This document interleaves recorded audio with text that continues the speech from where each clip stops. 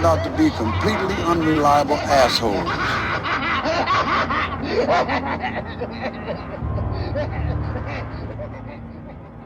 Hello, Tim Aslin. Good morning to you. Are you a robot alien? Robot alien? Yes. Oh, I forgot to put that in my notes. The robot alien, of course. Robot. Hey, what's going on?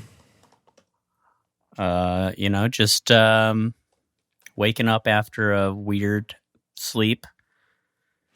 Was maybe it too weird? Did you have abduction dreams like our movie?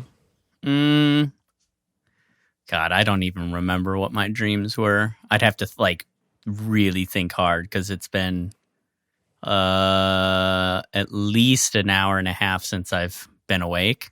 So by then it's usually they're just gone. So what can you remember about your fraught evening? Just that I didn't get enough sleep. It's never enough. I work basically on 6 hours, even though I plan for 8 every night. It never happens. Maybe I'm maybe I'm losing those 2 hours on a spaceship. Could be. Maybe we got to put you in hypnotic regression therapy. I'll do it. I don't think I'm susceptible to hypnosis. Well, some people are easily suggested into that state. I'm not one of them. You just got to find a good one, maybe. I guess. Yeah. Great. Well, I was excited to hear about how you're doing as always. But still got to say hello to our wonderful listeners. Thanks for being here. Where is here? Where am I welcoming you to? I'm welcoming you to episode 135 of Dismembering Horror, the podcast show where myself, Ryan McDuffie, and myself, Tim, MUFON member Aslin. Actually, I'm not. But I would love to be. Cool. Well, every week we dismember a horror film for you. We talk about what worked for us, what did not work for us, and anything else we found interesting or noteworthy about a horror film. Not that what we think is more or less important than you, but it's just the way to have a fun discussion about digesting, aka dismembering a horror film, because we are horror fans and friends. And we're happy to have you here, whether we can hear you or not. We can hear you. Yep. We hear you. We hear you. Great. And as we're referencing some abduction references at the beginning before the intro, for this week, we're going to dismember from 1989, Communion, directed by Philippe Mora and written by Whitley Strieber, who, I apologize, I think I just had Liev Schreiber in my head. So last week when we pulled this film, I kept saying Whitley Schreiber, but it's Whitley Strieber. Well, I don't think we should worry too much about the details since Whitley has a bit of a penchant for changing his story around. So, ooh, do you have some good things of notes for us in that regard? Yeah, buddy. Great. Well, we like to start with the trailer to set the tone of our episode. So, should we just go ahead and jump right into that? Yeah. Great. Yeah, why not? All right. Then from 1989, as I just said, here is the trailer for Communion. I can't get out of this!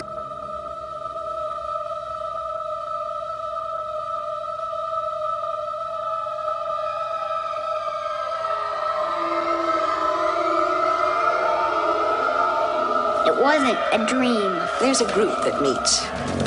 Group? People who've seen the same sort of things you have. Which group of aliens abducted you? Bob, we are not victims. We are participants.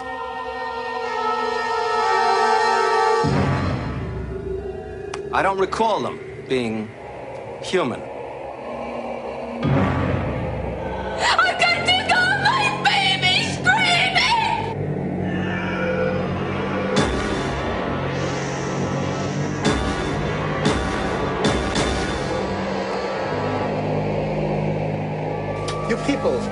you sit there, you're in for one big surprise. Wow. What a trailer, Tim. Wow, is right. Oh, man. Talk about movies I wish I could have watched in the same room as you. Well, Tim, per our... Okay. This is maybe want to put in the summary. We're going to do our rating, then we're going to do our summary, as we always do. But the spirit of our rating and our summary, again, is not to be like, these are definitive things, but to be like, who are these two people you're about to listen to? Where are these two people at with this film? Kind of thing. And where are they at as people? Where are they at in our current digestion of the film? So to start all that, Tim, thought since this is our first, and you've been wanting to do this, there aren't a lot out there. This is our first, straight up alien abduction movie. Mm-hmm. So much in the spirit of how we've talked about ghosts before and ghost films, I thought it'd be fun to check in where are we each at with this phenomena, if you want to call it that. Okay. And to start, I'll say it's sort of exactly like ghosts and any other fun, paranormal things. I resent and reject the assumption that you either have to believe or not believe it or them. Fair. So that's where I am. I think that's exactly fair. But and then with this stuff specifically, I can't deny that it is a phenomena, or I've written a treatment I've written in my own alien abduction horror movie treatment, and so I've spent a full, not just a rabbit hole dive, but a deep dive of a year researching stacks of these books, reading stacks and noting, and just I don't know. I just, when writing stuff sometimes uses a fun excuse to do that. So I fully believe people believe this, and that it is enough overlapping details of people's experiences that you could call it a phenomena. I'm not saying I come down any which way or another about what exactly that is, and I think that's just a good thing in general, but whatever, it's all cool. It's fun. It's fascinating. Agreed. I mean, my I don't know what you would call it, history with this subject matter is sort of, I mean, I remember being pretty young and being something, I must have watched something that got the idea in my head. It was, honestly, it was probably Close Encounters of the Third Kind. Because I think my dad loves that movie, so I probably watched it at a fairly young age. And so the whole concept of aliens and abduction and stuff like that was definitely I was exposed to that early. And then I remember when I was in 4th grade, I lived in Palo Alto, and San Jose has a Air Force aeronautics. I think it's an aeronautics base, which is right next to Palo Alto. So just a conjunction of a few coincidental things. I watched an episode of Unsolved Mysteries that was about a guy getting abducted. And it really scared me, super, super scared me. It I remember going to bed, and this was the case for months. My bed was against the wall under a window, and there was a curtain on the window that was sort of short. It didn't cover the bottom of the window entirely, and because my bed was under against the wall, I could actually just look up and see the sky. And because we were in, a fairly populated area, there's a lot of air traffic. And I would just sit there freaked out about this idea of something coming down from like whatever lights I was seeing in the sky, which were, I'm sure, just planes. Well, I'm not sure, but I assume were just planes. But I would get super fixated on this idea of like that literal pathway of them, like me seeing them and then like they had access to me because I was under this window. And I would just spiral on it. I get super freaked out. And so I think from that point on, I just have been inherently like keyed up when I see abduction stuff. And I don't like, it doesn't, I like it. I get excited about abduction movies, and like, you know, I've been to Roswell and I've written a couple things about alien stuff, you know, just fun ideas about it. So I'm super fascinated with the concept of it. I've never really had any personal experiences that, you know, like suggest anything more than that it's a cool idea. Cool. Well, in relative terms, cool. Interesting, I guess, would be a better word. I have only once in my life seen a UFO, and I mean a literal, like, I could not identify what was flying over me object. When I was in New Mexico driving into Albuquerque pretty late at night, I saw a, you know, we're just on the main, whatever that is, 40 or something like that. So a big highway. And off in the distance, so say to my 2 o'clock, I could see a light that was fairly low on the horizon and didn't think much of it because I just, you know, it's like, whatever. It's not something super unusual. I just figured it was a helicopter or something. But as in a very short period of time, that light gained distance to, like, closeness to me. And I remember that the moon was out. So, like, presumably I would have been able to see the shadow of the vehicle that the light was coming from, like the silhouette of it, because of where the light was. And as it got close to me, it got so close. I mean, I would say it was probably only, I don't know, 50 yards above me, if that. Maybe even like 30 yards above me.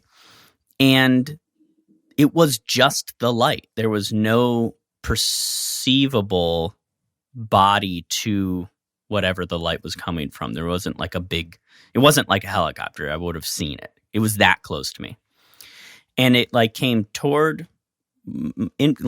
in my direction from 2 o'clock.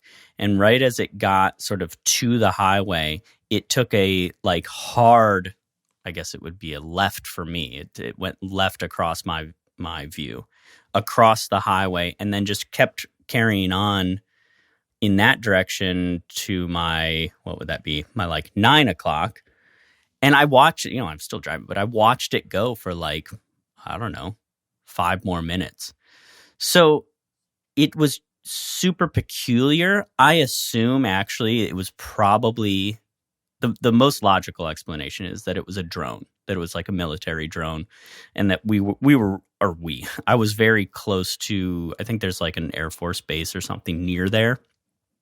So that's my assumption, all it was. Super low flying drone. But it was so freaky, and of course it then, you know, it gets all of the things, the ideas that freak me out about abduction and UFOs, and like the question of that and the what ifs and whatever going, and it was exciting.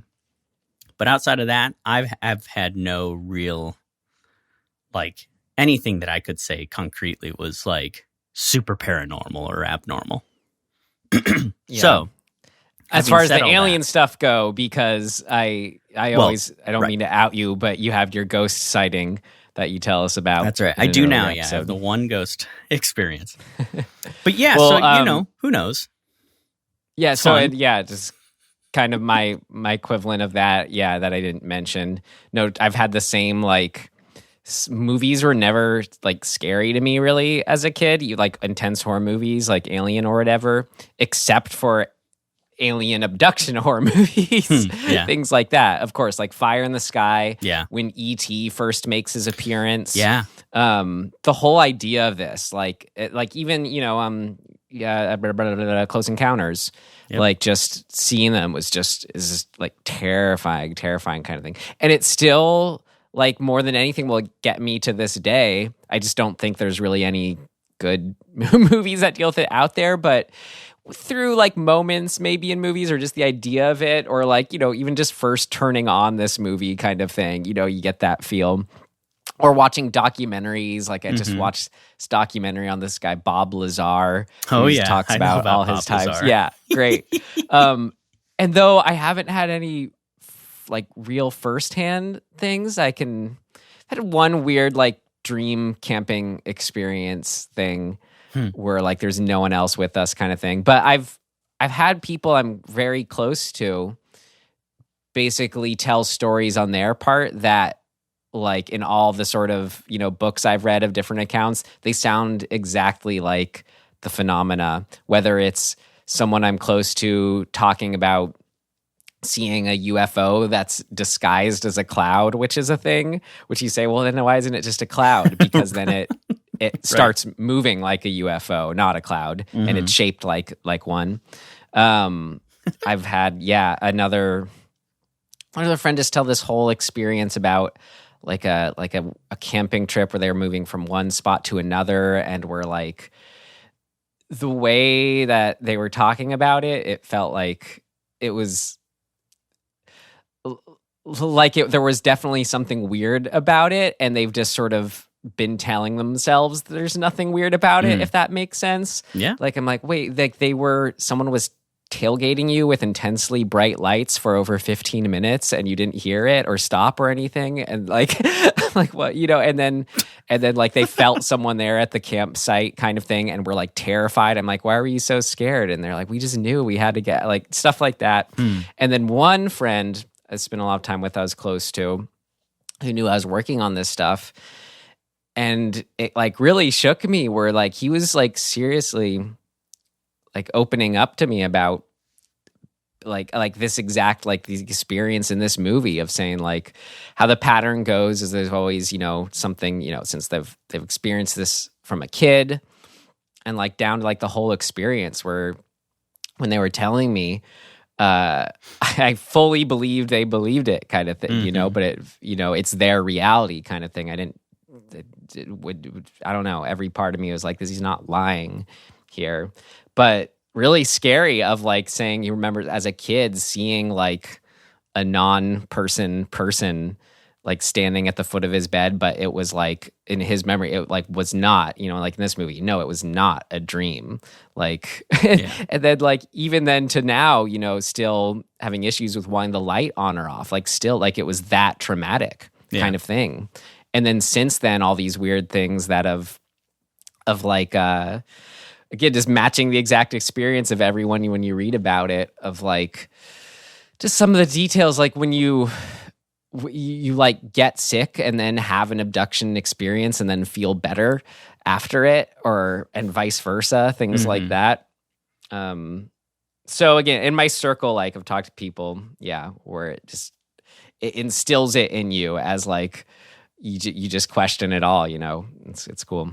Well, to give you a sense of where I truly land, I have 3 theories about human beings in regard to this stuff. Number 1 is, historically speaking, you've probably gone down this rabbit hole with your research. Historically speaking, every culture has a myth about the stranger that shows up in the middle of the night. And there's nuance to the versions of those stories, but at its essence, it's all the same story. And I think the going theory on it is really connecting that to sleep paralysis and sleep disorders, and the commonality with that stuff that we now scientifically sort of understand, at least from the perspective of sleep study.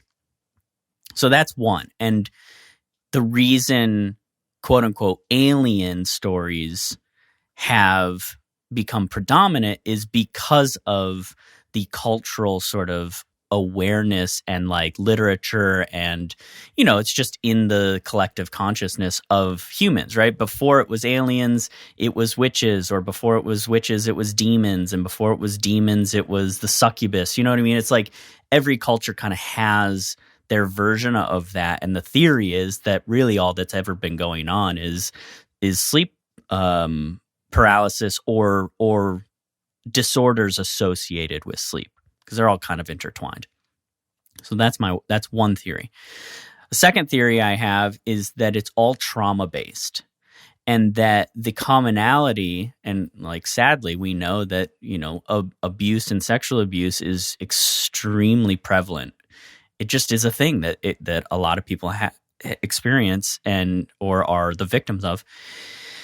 And our brains are funny, right? Like they're really good at sort of protecting us as we develop, especially trauma at a super young age. And that could be, I think that you could say that could involve all sorts of different types of trauma. But like, I think sexual trauma in particular is one of the more aggressively affecting traumas to experience as a child, that really has a strong effect on your development and the subsequent reaction to it. And so I think that theoretically it makes sense to me that maybe what's happening is somebody's experienced a trauma at a very young age, and your brain has essentially compartmentalized and created a story to make it less real. In a weird backwards way, it makes it more real. The story becomes more real, but the reality becomes less real because you're protecting yourself from that. Who knows? I'm not an expert on it, but that's a theory. My third one is that there is simply just a kind of cultural collective consciousness thing, and some people are more susceptible to going down that rabbit hole of believing in these stories, and you kind of get a confirmation bias, right? It's like you hear the thing, it's even in this movie, you hear the thing of like, oh, it was an owl, like I saw this big owl outside my window, and you hear that across the board with like from all sorts of different sources. And it's where is that coming from, right? And it makes me think, is it a chicken or an egg thing, right? Do we think aliens exist because aliens showed up at some point and sort of tapped the dominoes and we've just been riding that wave? Or are we riding the wave of the first person to conceptualize this myth, an idea, and everybody's kind of responding to that, like it's a feedback loop. One person says, oh, it was an owl, and now that becomes the thing that people create because they at some point were exposed to that version of the myth. So I don't know. I mean, I guess a fourth one would be that aliens actually exist and have been abducting people for the last 100 years or 100,000 years or whatever the fuck. I'm not sure I'm ready to buy that, but maybe. Right. I mean, those are all my assumptions kind of going into when I was doing these deep dives exactly. But then at a certain point, you start to go, like, you say collective unconsciousness, but I think you go even deeper as to what the potentiality of that could mean. Mm-hmm. As far as like, oh God, what am I trying to say? Sorry, I just had it. Well, okay. Maybe it'll come back to me. But the other thing I want to say was like, okay, yeah. So you assume this, you assume that, but then at a certain point too, you feel like you have to you start running into enough reports, cases, firsthand accounts, whatever, that just simply it being sleep paralysis can't explain the physical evidence. Whether it's like these actual, weird little things found, in surgery later, someone who ties themselves up in a bed and they're alone. Right. And then wake up and they're untied somehow in a different part of wherever. And then there's, or like in the famous Barney Hill case, there was some like orange iron looking, liquid left on one of their underwear. And that got analyzed like years later. And it was just something, not totally not as earth, but definitely just like a weird organic compound thing, So all this stuff like that. And then there's also the thought of, they get into a bit in this movie. Well, what about kids, and you thinking they're less biased or susceptible or maybe haven't been as much exposed.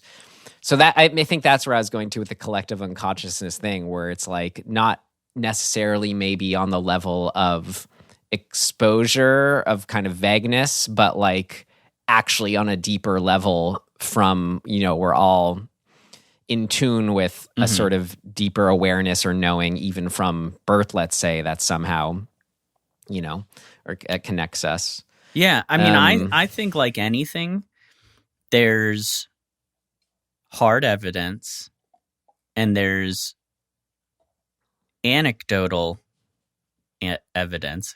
I don't know if you call anecdote evidence. It's anecdote. And then those two first things are I think a relatively small sample size.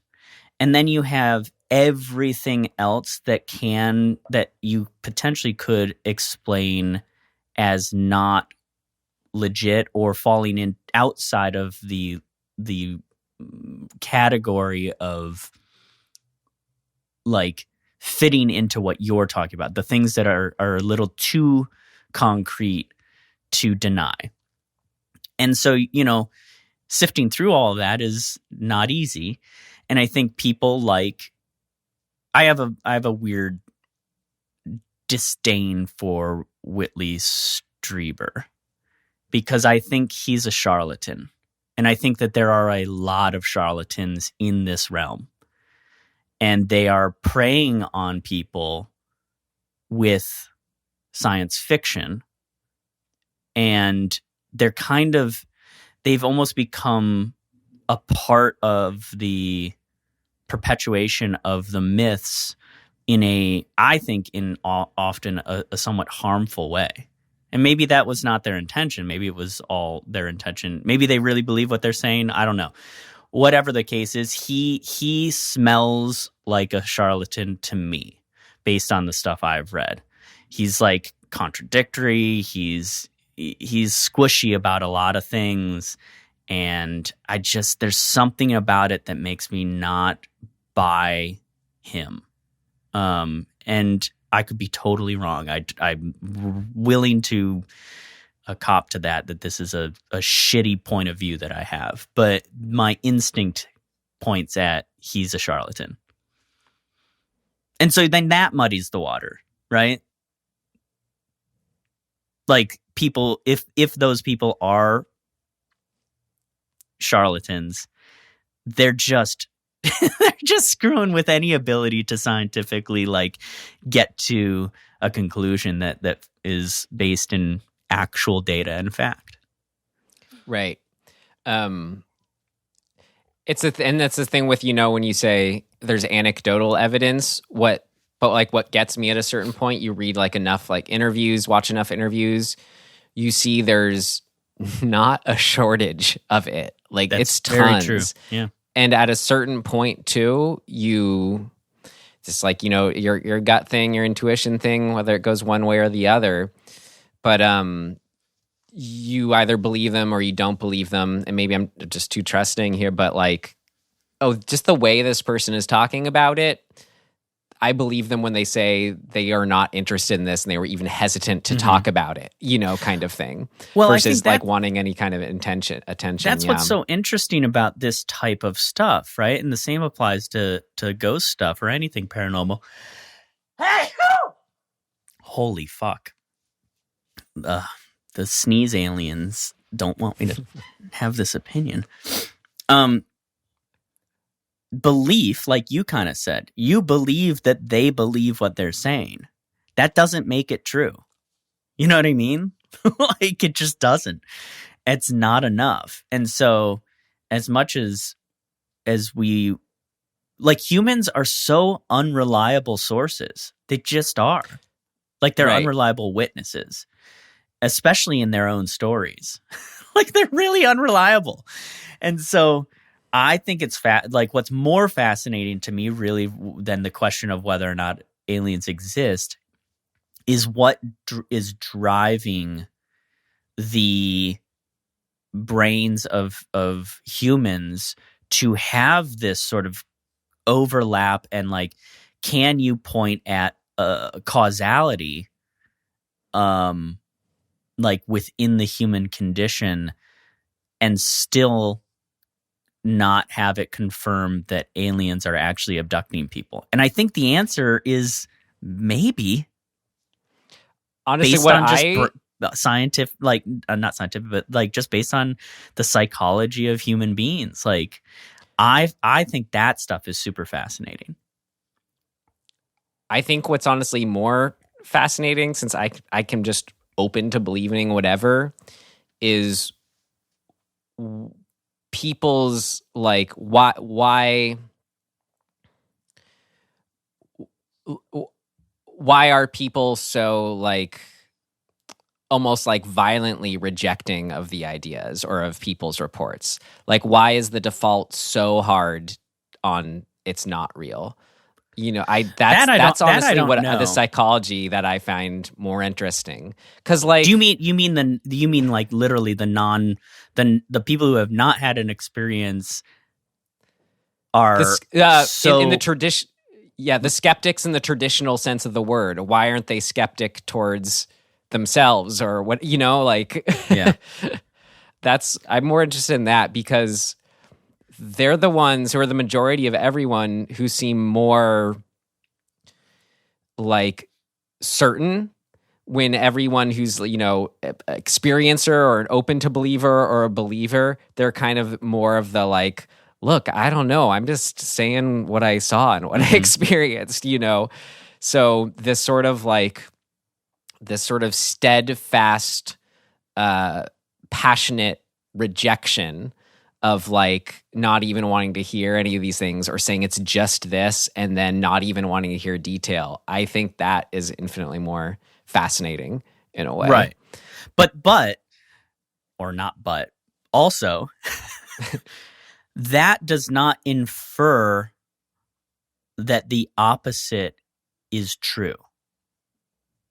Right? Like that, that doesn't mean that the opposite is true. Just because a lot of people reject the idea doesn't then somehow mean that the idea is confirmed. And I think a lot of people operate in that realm where it's like they're so opposed to the steadfast rejection of a thing that then means that the other thing has more validity. And that's not true either. I'm not saying that it's right. I think doesn't have validity. I'm just saying that we human beings are very susceptible to the squishiness of belief. Here's the good of like what I'm trying to say. Why I do think it's so interesting. People's rejection or whatever, or like outright refusal to be open to it, is because you take because then it poses the question: well, what would it take to at least, like the character arc in this story, get them to at least be open-minded about it? And you imagine just sort of like this, okay, this trail of evidence, let's say. Someone close to them tells them about it. Oh, no, they're crazy. Someone, they see a UFO. Oh, it was just this. I was seeing I was drunk. They see an alien in front of them. Oh, and it says, and then like you keep going and going, let's say down that line till it's like completely, as far as their experience goes, undeniable, let's say, or would be as far as an individual's human experience being like, as far as I can tell, this is real in front of me right now. And then that's what people who believe it, that's all they're saying is like, yeah, that's exactly it. Like I'm for my subjective experience, this is real. That's all we are ever saying.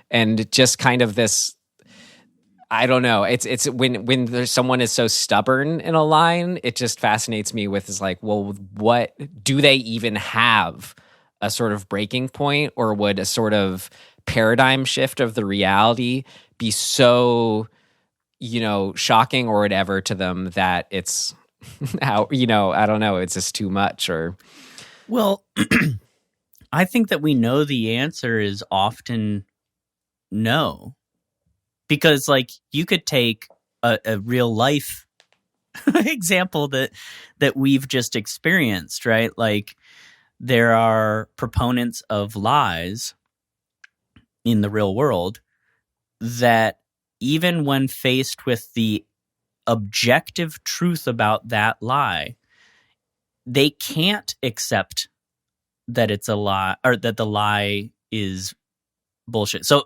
let me give you an example.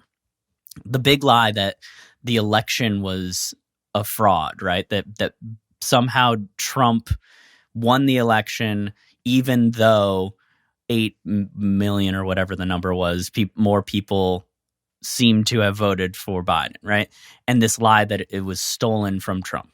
That there are a lot of people, because if they were to accept that, it would break down a lot of, I guess, almost identity for them, or even like their standing in their community, which is a very strong force in humans, right? The need to not be ostracized from their community.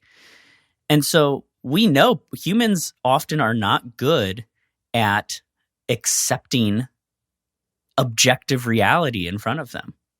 Like they'll hold on to the thing and they'll justify their way around it. You see a ton of it in Daniel's documentary about flat Earth, right? Just the guy gets a gyrosphere, the most precise gyrosphere on the planet, and says, this is how we're going to disprove round earthers. Right? Because this gyrosphere is going to say otherwise than what the round earth science people are saying is true. And then they run the experiment and it's accurate. It says it basically proves that the earth is a fucking sphere. And the guy flat out looks in camera and goes, nah, something's wrong here. Right. And it's like, yo, man, like you can admit once you find evidence that's contrary to your thesis, it's okay to admit it. I really want to see, I forget if they mention it in the movie or just in the promoting of the movie, but I really want to see the show where they like a show fully funds their expedition to prove that the earth right. is flat or whatever. Awesome. And just to see it every step of the way, see them like go to the Antarctic walls or whatever it is, or like get flown up into space and like, and they say, oh, these are TV screens in front of me. I'm not really in space. Right. Like I'd love to see that kind of thing. Well, to wrap this up, I'll say, interesting thought I had, and I think why all this is just, we could talk about it forever, and why also it is ripe for horror, is I just sort of have to call myself out when I say, you're talking about, I think that's so true. It's just because it's tied to someone's identity that I reject the notion of UFOs, of aliens, abductions, whatever. But then where I have to catch myself is like, wow, am I so passionate about not coming down on either and being so open-minded that in itself is some sort of identity thing going on my end? And there's the snake eating its tail of it all. That, man, we're all just living inside our own reality, like individual reality. So, like, Who knows, man? It's a simulation or something. Well, let's go camping again and do that UFO summoning thing. Oh God, you reminded me of my experience when we went camping, where a dream bear ate my head, and I had I mean, that was full force sleep paralysis terror. I couldn't move. I was convinced that a bear was like nuzzling my head through the tent. Like I heard the bear, I felt the bear. I was super terrified. It took like, I don't know, 2-3 minutes for me to actually be able to just physically move. It was so scary. But I remember that night as the night I got to nuzzle Tim through the tent. You son of a... How dare you? It was crazy. But, I think I'm confident in my explanation of it. Great. There wasn't a bear there, I can tell you that much. Maybe it was an alien. There was just a bear wandering in Echo Park or Silver Lake. I saw. Yeah, yesterday. How weird is that? Well, Tim, now let's move on to our rating. So all that being said, right. For Communion from 1989, would you tell yourself to avoid it, stream it, rent it, or buy it? I think I unfortunately fall just into a stream. It's really close to a rent for me, but like I fall just into a stream because I think it doesn't pay off for me. That's my problem with this movie. I really like the setup. I like this. There's this eeriness within the filmmaking that I think is super effective. And then the third act just, I think, almost feels like a joke. There's like a part of me that feels like at a certain point, the filmmakers and maybe even Christopher Walken as well decided that they thought this was silly and stupid and started to take the piss out of it. And I hope that's not the case, but man, it just sort of, it fell apart for me. So I'm a stream. I have seen this though, even though I hadn't put it on Letterboxd. I've seen it when I was like probably way too young. I mean, there's a way to get to my review. Like if I had seen this when I was young, like terrifying, like come on, right? The first half I think is really scary. Yeah, because of what does work is that sort of, okay, I'll say right out, actually what doesn't work. My in review, sorry, just, right. My summary, why I gave it a rent. Okay. Is how you said that mood that is in it all is just great, but I just got to say up front, the effects are outright terrible. They're egregiously bad. Yeah. Like the models, the aliens themselves, they're like, I wanted to say the little blue guys were like Muppets or Jim Henson, but no, that'd be a detriment to the Jim Henson stuff. They should have gotten Jim Henson to do the effects on this, They just were, it's so bad. So it's this weird, like, where I have to really, yet at the same time, like, I had fun watching that. I did too. Like, as bad as it looked, but it was just so... It was just like such a different movie from this legitimately moody, the family drama and his own drama that was going on. Mm-hmm, mm-hmm. I'll get into why, I still was able to enjoy the third act in a way it sounds like you didn't. But hey, all is to say, in short, is really just fun seeing all the abduction experience stuff that I've read so much about, just like put in a movie, the accurate way, let's say, of all those different stages they go through of the tests and coming to be open, all that. So rent it. Great. Summary. Whitley. Whitley Strieber. Successful author of the book. Wrote a movie about himself. Wrote a book about himself and then wrote a movie about the book that he wrote about himself. Well, before he was not writing about himself at all. He was writing hit books that were adapted into films. That's right. Okay, so... such as Wolfen and The Hunger, and then what would go on to become The Day After Tomorrow. So he's got a little writer's block. Oh, no, sorry. He doesn't have writer's block at the beginning. He's a writer. He's in New York. He's got a wife and a kid. Everybody's living the dream. And he's a real eccentric. he is a real eccentric. He's got his little his funny little hat and his funny little glasses and his funny little mannerisms. And he films himself, which is or has a live feed of himself while he's writing. This is why I think that the filmmakers were like, this fucking guy, let's just fucking make fun of him. Like, it feels a little like borderline. Anyway, that's editorializing. So they go to the woods with some friends. They have a cabin in there. Whitley's a little obsessed with security. He's got like floodlights and security systems and all this stuff. And in the middle of the night, at his cabin, they live in the New York apartment and a cabin. That's right, somewhere in the Catskills or something. There is an evening where lights descend on the cabin. Whitley wakes up. Whitley definitely sees an alien. The alien touches his noggin. His kid almost gets abducted. Their friends freak out. We don't know if they saw aliens or they just were super freaked by the light. They said outside. they just saw the intense lights like it was day. Yeah. But they are shook up. And the wife apparently didn't experience any of this, or at least the experience was kept from her, which we learn might be the case later. And then from there, we kind of descend with the unraveling of Whitley and his family. Mostly. There's not a whole lot. There's a long period where there's not really much else interaction with the alien, but the effect of the initial experience is really like winding him up. And then they do have another experience where everybody seems to kind of like, I mean, everybody, him and his wife and son, they all are experiencing this thing and it kind of escalates.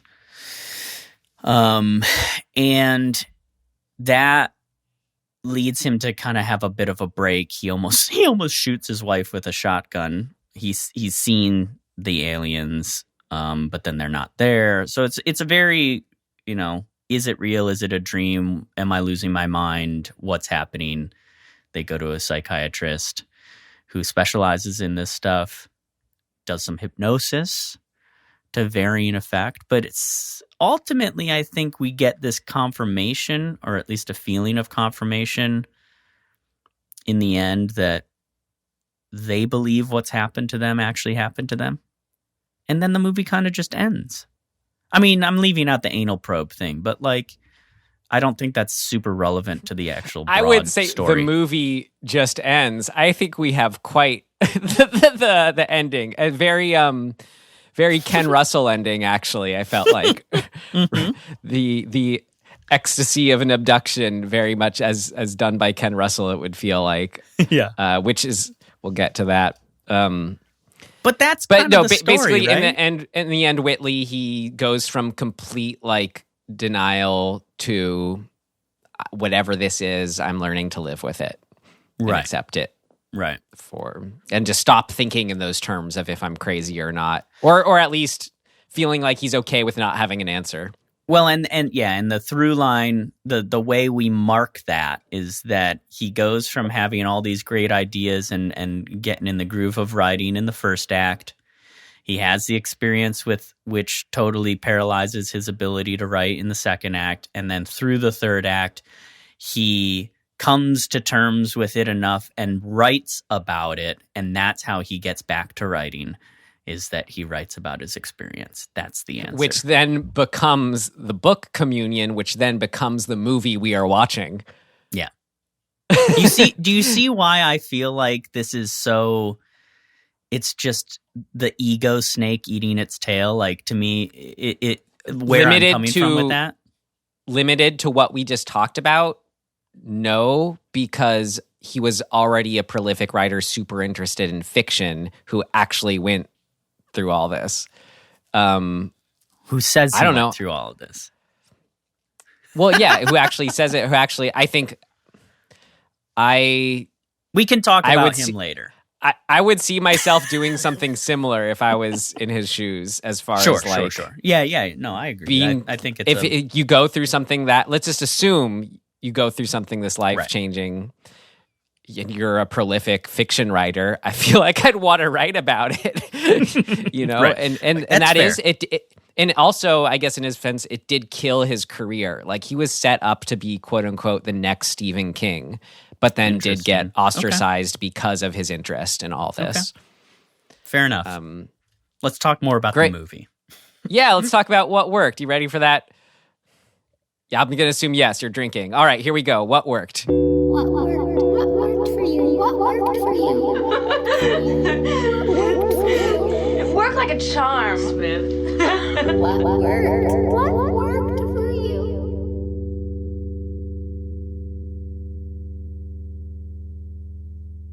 Something else just to put at the head of all this, because it stars Christopher Walken and just affects my viewing of it.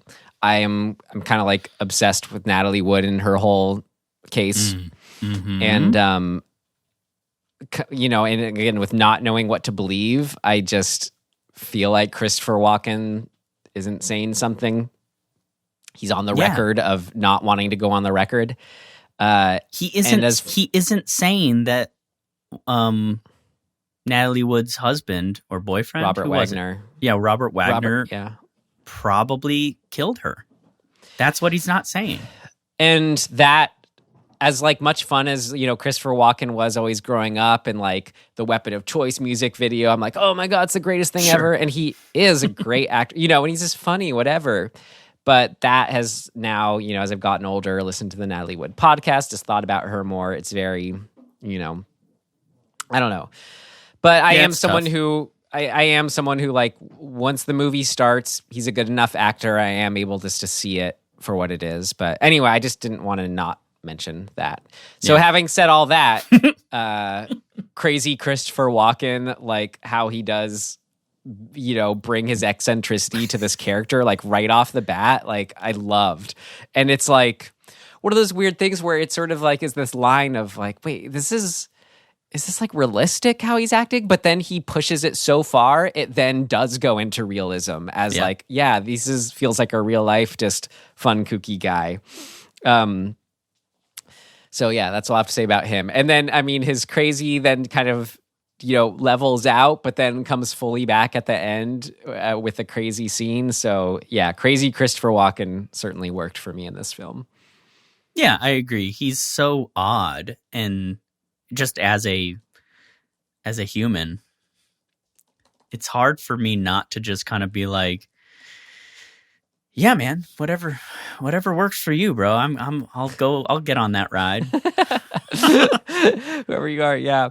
And then another kind of overarching thing, just like the era this was made, even though this was 89, I still want to put it under that like 70s, 80s realism kind of that it had. Even if other aspects didn't have that of the filmmaking we'll get to, just as far as kind of their performances and like the way it looked and kind of this like not totally slick feel to it. Yes. Yeah, it just is, it's unnerving you from the get-go of just like, ooh, like as I said, if I was a kid watching this, I'd just be terrified from the suspense alone. I was like transported back to that era. Yeah. I was like, there's something about, intentional or not, but there's something about the a bunch of sort of details in the filmmaking that I think they're not meant to be unsettling. They just happen to be unsettling. Like there's still shots where you can see the frame rate of the camera, and there's like some camera shake in there that's like, I think, a product of the transfer from film into the final product, where it's like it's jittering in a weird way, and I don't know. I immediately was like transported back to the 80s and like sitting in my attic watching these movies on like USA or TNT or something like that, and getting super freaked out. And I don't know, like even the opening shot of flying in to the New York skyline. I had it turned up loud. That booming thunder, like, it scared me.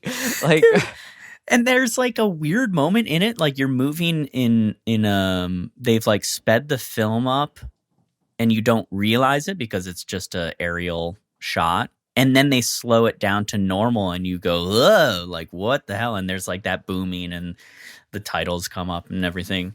And I was like immediately like set the tone and primed and was like, "Oh, right, this thing exists. I remember this stuff." So I really liked it. And then like I didn't even have it loud. And there is a lightning or a thunder crack pretty early on. And it got me so good. Like my insides froze. Yeah. I was like, so man, there's something about what they're doing that, and I think maybe it's also just the subject matter for me, but the first 30 minutes, they get right to it. I'm like, I'm in so deep. When we see the alien for the first time, it's just like right away. Let's get it out. Like, have him peek around that wardrobe. I was like, even though the alien looks like shit, I still was into it. So I don't know. I really like the tone of the first half, I would say, of the movie a lot. Like, it got me juiced up. Yeah, just those fun touches too of like the security system going haywire. Just this sort of anything that wasn't just suggesting this greater paranormal thing going on. It was all super effective. But in just like the filmmaking too, we already kind of touched about like the overlapping dialogue style. I love that chaos. Yeah, that kind of Spielbergian 70s, 80s character interaction. The little kid who's super close in age to me and just like, I feel like I had a onesie like that. And just the excitement of like when he's rushing into, at his room in the cabin and is just all excited. That moment by itself, him going into this is, to me, there's something to be studied and like explored about the effectiveness of a few moments in the opening maybe 20 minutes of this movie.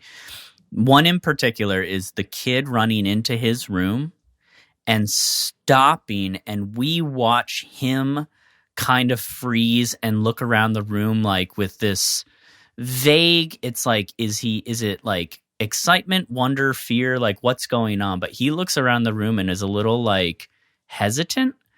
And then we cut to objects in the room, and they're all just moving a little bit, but they're things that can move, right? Like one is the mobile. Is that how you say it? Mobile, hanging from the ceiling, and it's just kind of moving. And there's like two other things, and they're all just kind of vaguely moving, like a wind had been in there. But this showing objects with the implication that something had caused them to move and not showing the something really, really is affecting to me. And it's timed out really well. And I'm not sure why it specifically works, but it's really unsettling to me. And I think it gives it enough time. Yeah. Yeah. When you couple that, I think they're just leaving enough air in those shots for us to kind of go, what are we getting at?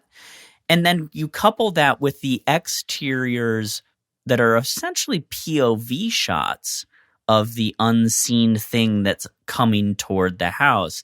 But they do this lateral movement stuff where it's like coming out from behind the tree laterally, and then they push in on the house. And that there's something eerie and otherworldly and unsettling and suspenseful about all that camera work and the time, like you said, the air in the shots that is longer, I think, than we're kind of used to, at least right now in modern cinema. That really just sets us up. Like, I was immediately in the mood of like, eeriness and oh no, and what are we gonna see? What's gonna happen? And then it's a spider.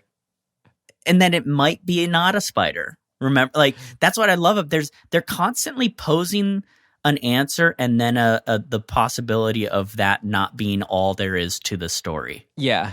Which is so smart. So good job. The setup is extremely good. Well, to stay kind of in chronological order here, next thing that you could count as setup we mentioned was, that first experience where they have their friends who are a couple over to stay at the cabin with them. They're fully just like, oh, we saw this thing. The guy's like Scandinavian or European or something. So sure, yeah. He's, from that culture. It is interesting, I will say, just as another overall thing, when you talk to, let's say, about, I feel like it's a very United Statesian thing, that sort of outright denial of right. Anything paranormal. We're like, I feel like, talking, and again, I don't mean to stereotype here, but I am. I'm just very generalizing here, culturally, what I've gathered in knowing people. Europeans seem more just like, they'll be more afraid of anything or kind of, paranormal, or more open to it. Like how the guy in this movie just says, kobolds, whatever. He's sort of like, this is all lore we've had, stuff that's similar to this. And same with like a lot of Asian cultures, Korean cultures I've talked to. They're like, oh, I don't even want to hear about ghost stuff, or anything like that. Like, yeah. So I don't know, just a little more observation as far as that outright, like, tied to your identity, denialism or whatever, seems very uniquely American to me in my observations in a way. So anyway, just having the presence of a guy who is European there, that next morning scene, like, I really loved, because you have him and the friends, the guy and his wife, girlfriend, whatever, and they're shook. And it's just to see the two different couples, the way they're dealing with it. Where like Christopher Walken and his wife, what's her name, as Anne, Whitley and Anne, they seem so just like, everything's good, everything's fine. Oh, what kind of pancakes you want? Oh, let's play this game with a kid. That just in the moment when you're with them through this evening, you're like, that is what's striking me as wrong right now. Like, I'm relating to more where the other guys are coming from. It could all just be a dream, but it's like, at least talk it out. Like, if you're that scared, like, you just don't just brush it under the rug. Like, at least talk about it. So it's so smart, because we're setting them, the main characters, up as the deniers, right? And we go, we just watched it with you. How are you denying it? Yeah, right. Don't deny it. And then we go, oh no, they're in for it, because we're gonna watch them unravel their denial, and we're gonna see that moment of, oh shit. And we it's such a smart setup, because it's primed us for their ultimate, like, acceptance or acceptance of reality, and the shock of that, because of their like full-fledged denial of what they experienced. Right. And what's fun is that what? I was going to say the moment, the really important moment that helps with that denial setup is how Whitley reacts when he's seen the things in the first place. You would think the way to go would be to have him be terrified and like scream or freak out or like run away or whatever, right? Like, that's sort of, I think, the common trope of how somebody deals with seeing something scary. But the way they do it in this is they have him just kind of like in this trance, and that is much scarier, because he allows it all to happen. He's either willingly transfixed or supernaturally transfixed. And that is scary shit. Yeah. Because then the denial becomes even more, is it within his control, the denial?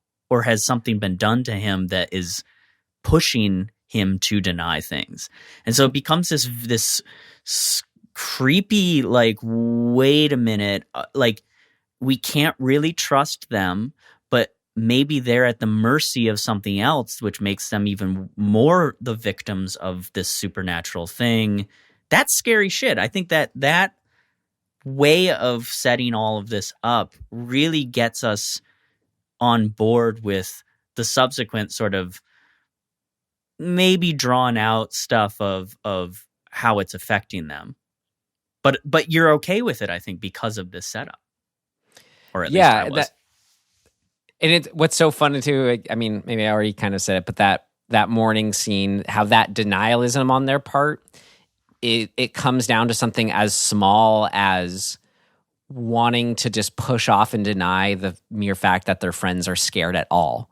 You know, it's not, they associate this, it's like, well, why? It's like on some deep level, they're already making the association with it being aliens or something inexplainable. Otherwise, why would they care so much about, like, just kind of, oh, you guys are being ridiculous. Like, why wouldn't they just listen to their friends and trust their instincts? Only they really, even when they do get them to drive them home, Whitley and Anne are still kind of like, oh, they're the ones being ridiculous here, you know? Yeah, I kept waiting for them to be like, oh, I'm sorry, you're actually really upset. Like, yeah, okay, let's talk about this, because I didn't mean to be dismissive of you. Like, what are you upset about? Like, what is going on? Right, and they never even have that conversation. So just that the denialism extends to that extent. Yeah, it's like it makes you think they're on some deeper level, you know, really denying something.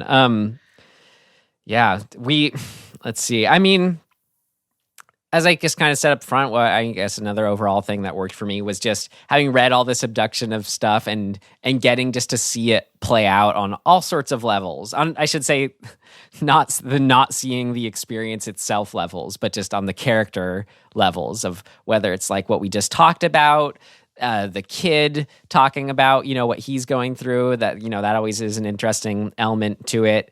But then all the way to seeing his whole process of like, going through the hospital test of, is it something epileptic hallucinations, whatever they call it, going through the hypnosis, which was really cool. That scene, how, like, you know, what he's experiencing is kind of, you know, there's light coming through the window in the hypnosis room, all that stuff.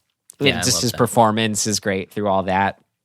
The relationship issues, it of course brings up what happens when a couple's paradigm is, or, you know, one person within a couple paradigm is shifting. What does the other one do with that? How does their denialism play off each other, or, you know, impeding acceptance play off each other? The support group, you know, going there was great, and seeing all that play out. But then, of course, just his art, while I'll say like an aspect of why the last third worked for me, as I was really enjoying his character arc of just outright refusal. And I thought it was posed in a really interesting way too by his psychiatrist of, you know, when she says, well, we aren't trying to, you're acting as if we're having answers for you. But she says something like, no, it's just all about trying to not, since we can't come up with the answers, we're just trying to come up with the right questions at this point. That's all it is. And he says something like, yeah, well, that's exactly where I'm trying to get to now. I'm not even there yet. You know, so I see that as his arc is getting to that point. So to see him just sort of do the character arc thing and like say, I'm going to the cabin by myself. I'm going to confront this head on with a new open-mindedness that I haven't before. Like that, it was just fun seeing him step into that and that play out. Yeah. The kind of the what would you call it? Like the kind of the metaphor I see that I think that I think is really fascinating is really just the pathway of accepting something that you are trying not to look at. And, you know, insert whatever thing you want, right? Whether it be trauma is probably the best metaphor. I mean, that is the human experience. Exactly. In a nutshell. So you had a thing that hurt you happen. You deny that it happened. for your own sake. And then you have to go on this journey to realize that denial is not going to help you. And you or have you to, put you it have as to face it. It's a feeling to face. It's a depth of emotion to sit with. Right. And that journey and that arc is really interesting. But I think the thing that elevates that to a new level is the idea that you have in your pursuit of accepting this thing, you now have information that literally elevates your understanding of the world above most other people. And I think it's the scene that they sort of use to hammer this home is when he gets on the bus and there's a woman crying and she's like, "Can you help me?" And then her head turns into like a bug head. And then everybody's head turns into bug heads. And you could just, you could dismiss this of like, oh, he's just losing it. But then he says, you guys are all in for a big surprise. And it's like, he's operating now on this level of like, oh, everybody else is in the dark, right? They're just living their little world or living their little lives, unknowing to the broader reality of the universe that he is burdened with. And I think that as a character, like arc, concept, whatever, to watch somebody go through that, whether it's valid or not, like it's valid to them, right? They believe this. It's a little bit like grandiose. Take that for what it's worth. But the whole idea of being the person who now knows a secret that the rest of the world denies, or a truth that the rest of the world potentially denies, is a really fun place to watch a character go through, because it's like, what a burden. And what a transition too. Like what an arc. Yeah. Yeah. I said I loved how stuff was coming up in the relationship for them, this kind of conflict, just like something specific within that to mention. I loved their scene after he freaks out about, he gets scared by the Halloween mask because it's like the mantis mask, like the aliens or whatever. Like that scene, the next scene with his wife, where it was basically, she's like, "Why were you freaking out so much? How could you do this kind of thing?" And he admits, he's like, "Well, I was scared." And she's kind of like, well, "Wait, you were scared of a mask?" And he's like, convinces her, yes, that's what it was. That was really interesting. Just as far as like, fighting couple can be frustrating to watch a lot of the times. You're like, just get to the heart of the matter if one of you was just being more honest about how you felt and not attacking the other. And it was just an example of that playing out in a satisfying way. Yeah, I like that moment. I think you're right. I think that there's quite a success with the dynamic of that relationship. It's complex enough.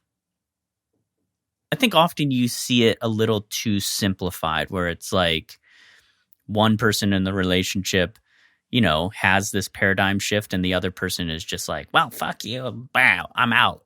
And then that's it. But this really goes back and forth. She has, even within a scene, she gets mad and then she sort of comes around and then she sort of listens to him and then she's like, shit, or vice versa. And it's compelling from like how you depict a relationship. Mm-hmm. And it feels more real to me, whether or not it's heightened, but like it feels more like an actual relationship and not a movie relationship, which is great. Good job. Yeah. Another thing grounding all the craziness. Which, how about some of that craziness now? Now, all right, let's get into it's hard because I don't know if this is where we get into territory of like, I don't know if it worked, or it's a mix of like some aspects working and some stuff merely I'm enjoying. But like, that last scene where he goes to confront them and they don't probe him, they don't hurt him or anything. They just have a dance party together. Tim, Man. that's when those little guys started dancing. I'm like, that's where I wish I was in the room with Tim. I was so like, that's where I jumped. I jumped out of the movie. I was like, oh no. And that's where I wanted to be with you in the same room for. Just you going like, what the fuck? Like just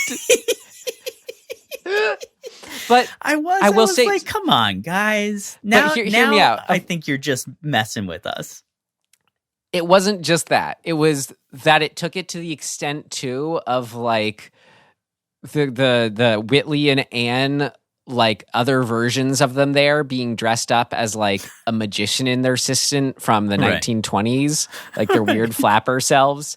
Like that's where I meant that felt like Ken, what's the filmmaker I mentioned, the Devil's guy, Ken Russell. Yeah. When we watched Gothic, but just pushing something to the nth degree in its weirdness, where it does take on this like this weird manic dream kind of essence, where you're just like taking it all in, and you're like, this is just taking a step beyond what the hell, like so just that little bit coming through was working of, I think, like this kind of manic energy of just the kind of ecstasy, because the point was not to end on like a horror scene, but something that still had some kind of catharsis. So I think that was a cool way to do it, is just by sort of unleashing this weird ecstasy energy, as a climax. That was a cool way to go about, well, what is our emotional climax, of this scene? If it's not like we want to turn them into total bad guys kind of thing. But then then of course we'll get into it. What did not work? Which we already said, no big secret. Just the effects are so bad. But then I don't know, some other like alien effect scenes that were fun, or the one that effect that I thought was really cool. And maybe it's just because like what it was just so like it got at the right kind of just weirdness of the whole abduction thing, where sometimes there are objects or things presented that just have this really weird specificity to them, that it does feel like, let's say, they're tapping into our subconscious and extrapolating something from that, but then there's just something off about it. And that was, you remind me of the robot alien, like Pinocchio guy who like float runs into the room. That effect looked cool out of all of them. Maybe because it was already a robot, but the way its legs moved were just like something surreal and eerie about it. And yeah, just the imagery of that was that right kind of weirdness that felt appropriate to all this abduction stuff, when you just get like, what? I think they came dangerously close, in a good way, to something truly brilliant. And that is they basically do it, but I think they didn't quite get there. But let me talk about the thing that worked part of it. The setup of when we realize that these beings maybe are wearing costumes, and you sort of see like one of the blue guys' heads on a bench, like as if it were a helmet. And you see the skinny alien, like as the face is now a mask, and then he has that moment where he is holding one of the skinny alien heads, and it like has it's cut in half, and it opens up, and there's this gooey, slimy, monstery mouth underneath. That concept, I was like, so ready for that to be kind of not the answer, but a big cathartic reveal of like, oh, this whole time, everything that they've been showing him in and of itself is a facade of the actual horror reality of who these beings are. And as a way to like justify the bad effects in a way, like, oh, they actually are just supposed to be costumes. But just from a concept point of view, I think that is so cool of an idea, right? And I think Fire in the Sky kind of does this, don't they? They have the suits, and then the reveal of what the aliens look like underneath the suits is actually pretty disturbing in that one. And so that idea I love. And I was like, I mean, granted, I'll talk about how it turned out, but like the concept by itself, I think, is one of the cooler things. Yeah. And that is something, again, pulled from the actual lore of these, Right. the idea that these classic gray aliens, those are actually masks of some Yep. kind. Yep. Great. Fun little details thrown in about all that too, of like, oh, there's a smell associated with them. There's a touch. With the group scene when it's like, yeah, it feels like the skin of a frog. Just little details like that make you go, oh, they're visceral. Yep. Great. Cool. So then should we get into our next section here? It sounded like. Yeah, yeah. Yes. All right. Here we go. Next section. What did not work? It's not ready yet. Seems to work okay. No, something important's missing. What did not work?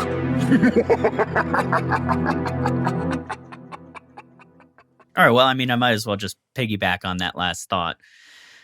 Their attempt at a reveal was comically stupid. It's a hand puppet. It's a sock puppet underneath the mask. Like that, I was really upset. I was like, that's it? You guys aren't even trying. It was writing that line where it's like we saw the bottom half of the face of what was behind the gray alien mask, but not the top half. So Man, they weak. needed to find another way to get the idea across, but actually obscure them. And Man, I tell you what, we've said this before, and I said it in this episode. The power of watching somebody see something that we don't get to see is we gotta get back to that. It's so good. You don't have to show the monster. We don't care about the monster in the end. In actuality, it's nice if you can do it and do it well. Like Alien does it well, Predator does it well. That's cool design. Like, good job, Stan Winston. But you don't have to. The terror is in the experience of the character that is going through the thing. And if he were to open up that thing and we were to see it opening from behind so we can watch his face react to it and see the terror of what he's seeing, that's way more scary. especially when you have an actor like him, like he is selling everything on his part.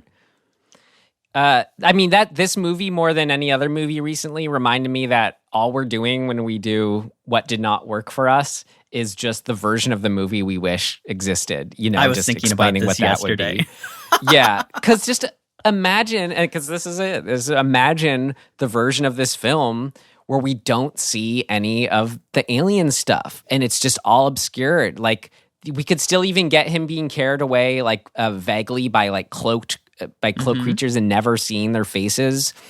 Just maybe seeing that. Oh God, this movie would be terrifying if we never saw any of it. Like even down to the hypnosis scene. Imagine him telling that story and just being on Christopher Walken for some epic long take about him experience. We would feel it. It would be incredible. And it's a shame because that footage exists in the movie. Like they could have done that. Yeah, The Fourth Kind. Have you seen that one? Yeah. That pretty much is the premise of that movie, although there's other stuff in it. But like a large portion of that movie is just us watching people give their testimony, you know, under hypnosis or whatever. And it is in the moments where the people who are, you know, hypnotized and recounting their experience, watching them flip out is the scariest stuff in that movie. It's certainly not the times we see the alien in that movie. It's when they're like going ape shit, like flipped out, like, please stay away from me, don't do that kind of stuff. Like watching somebody flip out in a dream state or a hypnotized state is very unsettling. Like And when you have a performer like Christopher Walken, what else are we doing if we're not doing that? Yeah. Come on. It's like as if a certain point they committed to making all these things. Oh God, they just look so bad. Like at that end scene, it's just kind of like they're just like they look like balloons just floating around there, and you're just like, what are we doing? It's disappointing. Yeah, so I just wonder, if they just felt like they had to commit at a certain point, and I wonder if they even had the idea along the way. What if we just don't show them, but then they're just like, oh, but we can't admit to that now after we put all this money into half our budget into making these horrible looking creatures. And then, so I mean, effects, exactly, perfect example of that. But I also got to say too, in my dream alternate version of this movie, just take out the music. Like the music was whatever. Dude. Like it was fine. And it was kind of weird how like Eric Clapton did, who went to film school with Whitley Strieber in England, or like was interesting. Like, okay. they crossed paths or something like that, or he'd hang out there. But anyways, I don't know. It's just one of those movies where it's just like, it was cool. It was fine. I don't know. It was fine and whatever, but just take it out. Just imagine like when Christopher Walken's like scoping out the house with his flashlight and you just had this 80s guitar music, whatever it was going. Just didn't need it. Didn't need it. It's all right there. Yeah, it's pretty bad.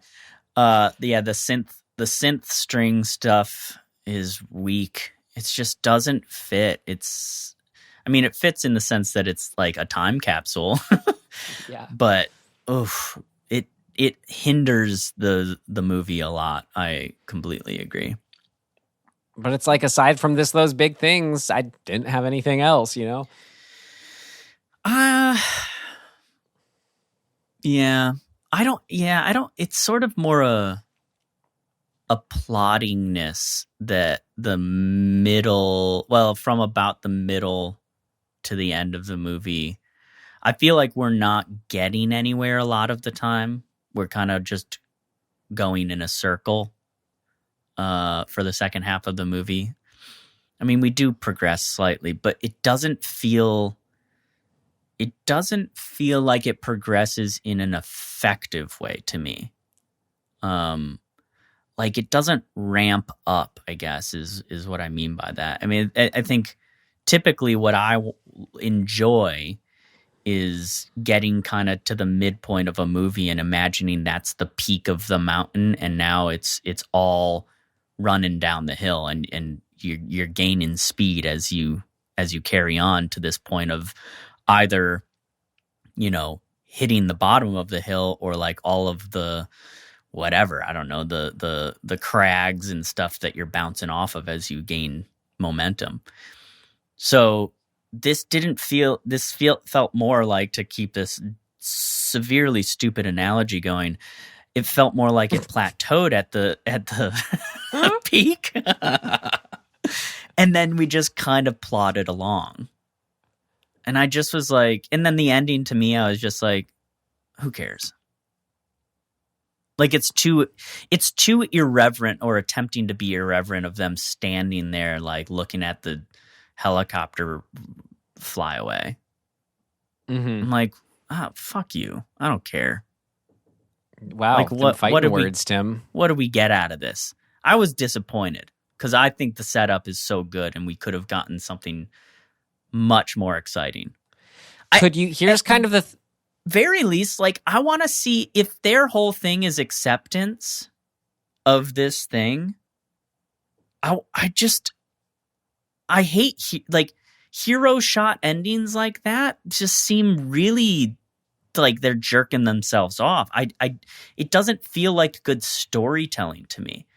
I'm not left with some sort of, oh shit moment, ending. I want to be like, oh, like have them go through all of this thing and then have him look in the face of the alien, see the terror of that, and then have the final scene be them just going back to their normal lives and going back to the denial. That to me would be tragic and like much more affecting as an ending. okay, here's what I got to pose to you though, because part of the whole deal with his, he wrote it, and I'm sure, this was important to them. They wanted to respect that, was like, you got to respect what the abductees, quote unquote, what their experience is, and not fall into the temptation of just changing that to make a better movie in a movie terms. And I think that means checking off, like, you can't turn them into outright bad guys. Mm-hmm. You can't turn them into outright monsters at the end. And you do have to show at the end some kind of, either, I guess, since it was him writing it, some kind of, a positive arc where he's coming out as being more accepting or open to the situation or whatever. So fine. Could you still hit those? And yes. Okay. Here's, I think, a way to do that. Let me see if I can gather this well. Okay, so the character of Whitley and his family, by extension, I guess, they have come to terms with this new paradigm shift, this new knowledge. They know a truth about the world, and that has shifted how they exist and view the world in, I would say, an extraordinarily profound way. But the rest of the world does not agree. And so we need to see them in relation to the rest of the world. And here's how you do it. Just simplify it down into one interaction. We see him come to terms with all of this. We see him go through this cathartic experience. We see him and his family go, holy shit, now we know.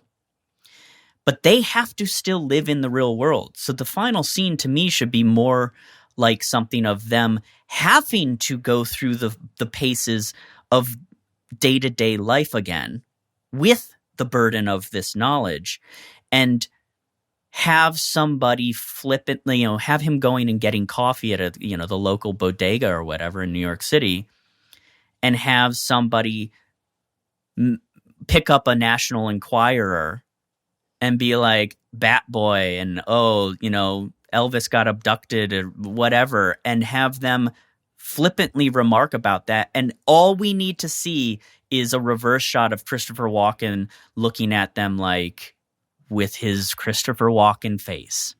And we go, oh shit, that's right. He has to live in this world where everybody else is in the dark. He has this knowledge now. Rather than this irreverent, oh, look at me, like, posing. Okay, so it was really that ending on the roof that's bugging you so much. Oh, yeah. Got it. Yeah. Okay. He has to live in the world. And this is a real human being. Whitley is a real person who had to then cope with what he believes his experience was. And I mean, I think that's a really important aspect to anybody who has an experience that flies in the face of what the general public wants to believe. They're going to be detractors. Let's see how that affects him in the first moments after having this revelation. In a very human way. Let's see it.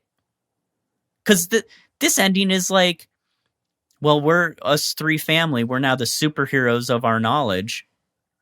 It's so funny. Like you're right. I can't say the ending at all worked for me. I think I was just like whatever towards it. It was like it wasn't even happening in front of me. It was like the movie had already ended. I think, for me at that point. Yeah. Great. Well, I'm sure we'll have some things of note for this one. So you ready for that? All right, here we go. Things of note.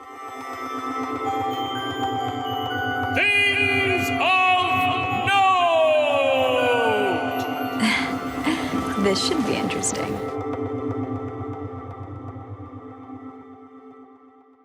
It was funny. I was reading a recent interview with, just from a couple of years ago with Whitley. And he when he asked him about this film, he's like, yeah, I thought Christopher Walken portrayed me as more of an asshole than I would have liked. And then it was great. He said, Dan Aykroyd wanted to play me and he would have been perfect. And Dan Aykroyd is like, if you don't know, he's super into this stuff. Oh, so I mean, He is. Okay, There is an incredible interview with him that just gives you like just the right amount of flavor of who Dan Aykroyd actually is. It's on Last Podcast on the Left, and Henry Zabrowski, who's one of the hosts of that show, is a humongous like ufologist, however you say it, MUFON. Like he's a member of MUFON. Like he's a card-carrying member. He loves alien stuff and paranormal stuff, but alien stuff in particular. And they got Dan Aykroyd on that show, and it is hilarious and incredible to listen to, because I think a lot of us have this idea of Dan Aykroyd that is we have no idea of him as a real person. We only see his persona as in the movies or TV, but mostly movies. That person is like 0.5% of the true person that Dan Aykroyd is, in particular in this realm. Like he starts in this interview, he's talking about his family having like generational connection to the paranormal. Like it's so incredible. So, I mean, I already have recommended Last Podcast on the Left, but like definitely go listen to that episode. So yes, I agree that he would be perfect for that role. Right. And a little more like he's not as acerbic as Christopher Walken. Mm-hmm. You know, has a less biting nature to him. So maybe that's what Whitley was tuning into. And also from this interview, I just wanted to mention, this was fun, where he says, you know, this implant in my ear. And the interviewer's like, what? I'm sorry, an implant in your ear? So what this is, again, just him talking about it. He says that it was in 1989 when, like, in the middle of the night, some people invaded his house in New York and put this thing in his ear, which he says conveniently he doesn't know if they were like, he says he doesn't know if they were like aliens in disguise or government people or what.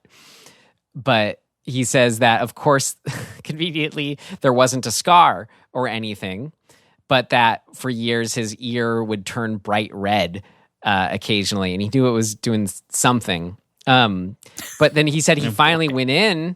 This is where you just want to like then track down this doctor. But he said he went in to get it removed, and like when the doctor was making the incision, the implant like moved down into like its earlobe, like it was avoiding it somehow. But he said the doctor's scalpel, he was able to chop off a corner of it and got it analyzed. And he said that the analyzation said it had a metallic base with motile proteinaceous cilia attached to it. In other words, it was a biomechanical device of some kind. How convenient that it got away.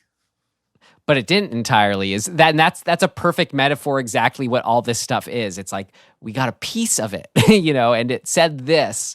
But you get, that's the kind of anecdote where you either have to say to yourself, he is lying about this here and now, and there's no doctor who found the piece, or it's there was a little piece of metal in his lobe for some reason that they were able to get out. And it's one of those fun examples. But I don't want to get down the rabbit hole. This is the methodology of grifters. I mean, that's just what you do. And but that's what I'm saying. It's either that or, you know, like there was just talking about if there was a piece or not of something in there. No, you know? I get you. It just, it's so hard for me to get on board with this dude. Because like he's operating, whether or not he believes what he's doing or it actually happened. I'm not saying that.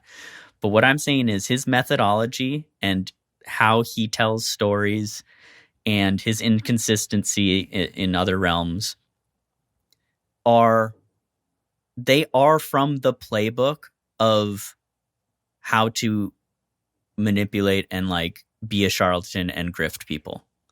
You give them just enough possible truth and just enough mystery so that people jump in and like go, if he's a grifter, he said maybe.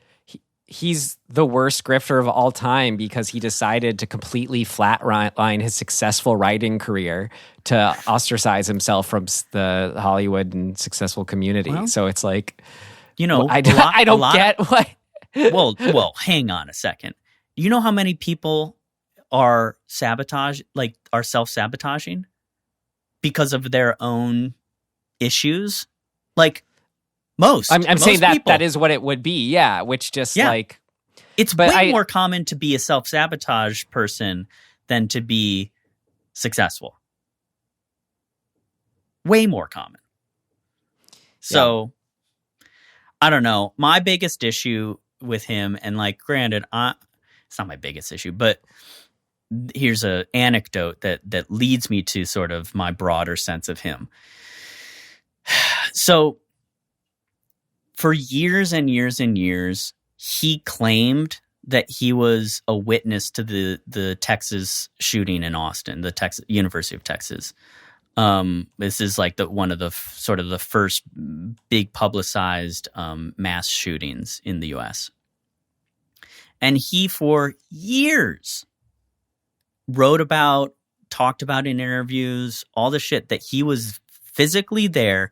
He even wrote about his experience of being there, saying that, like, he's walking in one direction when he heard the first shot and everybody thought the shots were coming from the other direction, but he knew it was coming from the tower because he just like inferred it naturally. And then he turned around and he watched a little kid on a bicycle get his head blown off. It's bullshit. And he has admitted that it's bullshit, but he carried that lie around, or perpetuated that lie, for years and years and years. And I'm sorry, but like, all credibility goes out the window once you've done something like that. Like, he's just a bullshitter. At least in this instance, he's a bullshitter. And that's so fucked up to me, to be like, for his own kind of grandiose, vain reasons, he decided to perpetuate a lie about being at a place during an incredibly tragic moment in history just because it like helped him and his narrative about himself as a writer or a person or whatever. I'm sorry, man, but I'm out. Fuck you. And I'm not even saying that his actual experiences with what this movie is based on are delegitimized by this, but I cannot buy into anything he says now because he's compromised by this behavior. And I think it's kind of like what you're saying. That's sabotage, man. He sabotaged himself. So that, to me, it smells more like a pathology than anything. Like, this is a person who actually kind of like the character kind of does this. He is actively undercutting his own ability and skill and success. So it makes it so much more likely in my mind that this is pathological and not real. Sorry. So, I mean, do you assign that to his wife too, and that like he was lying to her about like faking getting beat up in the middle of the night and stuff like that? No, you know what? If I were to try and sort of apply Occam's razor sort of mentality to this, she's enmeshed with him as a couple. They have enmeshment, and I think it's more likely that a lot of the experiences that they're recounting happened in some form. Like, and they are then coming up with a narrative justification for it together as an enmeshed couple. So, like, they probably did have fights and they probably did get out of control and, stuff like that. Especially if you're dealing with somebody who, and I'm not trying to criticize this aspect. If he is suffering from any sort of mental illness stuff that is the foundation of some of these things, like that's a hard thing to deal with. But if that's the case, it actually makes it make more sense to me in a lot of ways. I mean, yeah, I think that he has everything the outlook that he does. I think everything you say makes it like, yeah, that's fair for it to sow doubt. But I think just to make your whole like your argument more convincing, you have to also include fully whatever, the flip side is into part of your argument. Well, that's Otherwise, what I'm saying. it's Like, I'm not gonna deny that. At the very least, I'm not gonna deny that his belief is valid. Right? Because I mean, for me, it's just like I think people like they can lie all the time. So chances are someone who would go through this, also has some. If someone else were to go through this, chances are they might have some other like lie in their life kind of thing. So they just, I don't know. I think people are more complicated than just being like liar, character trait. Like I don't know. I don't operate that way. That's not what I'm saying. I mean, that's a reduction of what I'm saying. But this guy's whole career is predicated on storytelling. It's right. Yeah. Right. And he has a penchant for undercutting his own success. So I'm adding up a bunch of different factors that point at pathological behavior. I'm not just saying, oh, he said this. Granted, I started this by sort of saying he said this one thing that turned out to be bullshit and that is disqualifying for him. But it's the tip of the iceberg to me of a bigger, broader sort of pathological set of behaviors. Which so you're tying to he's in his, as far as character flaw, his attempt to make himself more successful because he is flawed in this way. He just, of course, didn't have the foresight to see how it was only going to hurt his career. Yeah, yeah. I think that's a very possibility. I think when you have someone who's as good as a writer as he is, just in the reviews I've read, what his books have all been before this, it gives them a certain amount of like, I don't know, it does give them more credibility to me as far as like, oh, they're I don't know, they're a person. I don't know, and I know that's not. Yeah, I know but that's come not, on, like, you can't mistake talent for stability.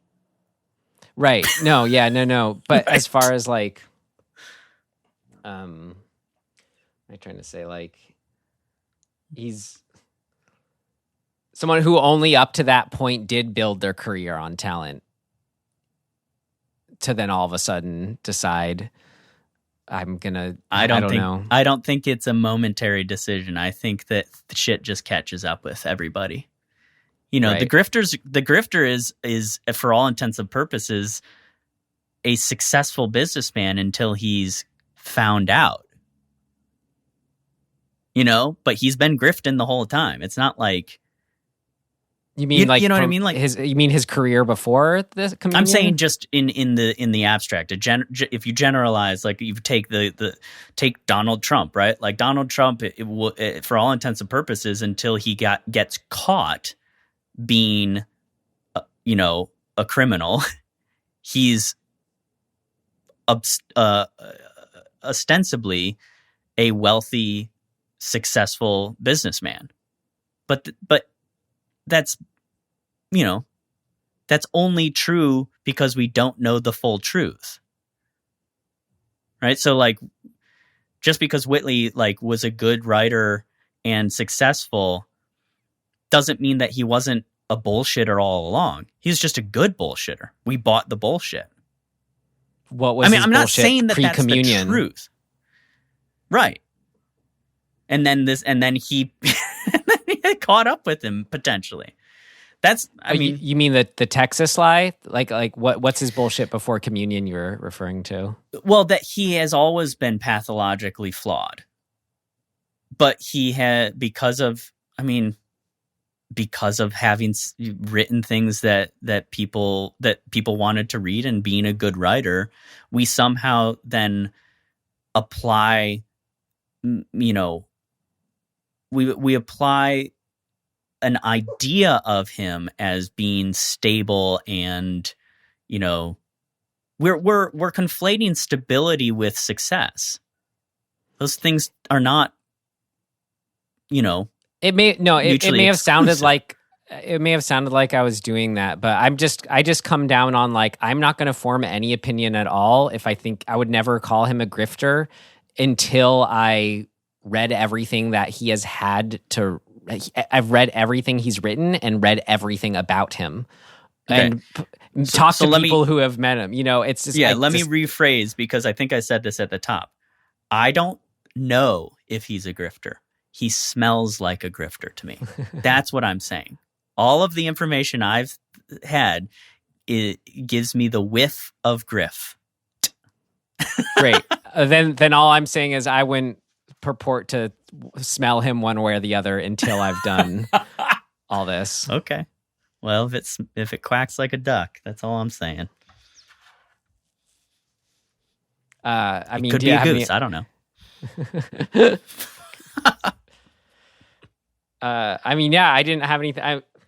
I have my books here from my friend Preston Dennett, who was a prolific UFO abduction writer who I was interviewing for everything I was writing, and he read what I wrote. We've already been going for a while, but would you be curious to hear, just as like a fun demarcation point? Please. He has I don't even said what it is yet. So one of his books I have here Sounds is cool. He has like all these UFO right here. I have like Coronado Island UFO incident, UFOs over California. I think he has like UFOs over Topanga Canyon. This is UFOs over New York. And then there's a chapter on celebrity encounters, which I thought that's why that's a fun kind of, you know, point, some kind of whatever point, reference point.